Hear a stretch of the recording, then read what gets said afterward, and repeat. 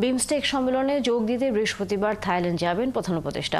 দুপুরে রাজধানীর foreign service একাডেমিতে এক ব্রিফিংয়ে কথা জানান প্রধান উপদেষ্টার রোহিঙ্গা সমস্যা ও অগ্রাধিকার বিষয়ক high representative doctor Khalilur Rahman. তিনি বলেন, যেখানে ভারতের প্রধানমন্ত্রী নরেন্দ্র মোদীর সাথে একটি বৈঠকের সম্ভাবনা রয়েছে।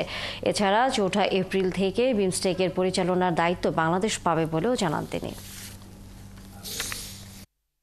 আমাদের মাননীয় প্রধান উপদেষ্টা বিমস্টেকের পরবর্তী প্রধান চেয়ারম্যান।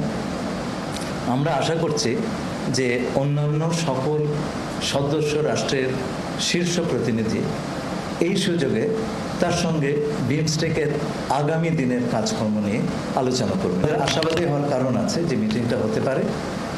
যতক্ষণ না পর্যন্ত হচ্ছে এই বিষয়ে আমরা আগ বাড়িয়ে কিছু মন্তব্য করব না।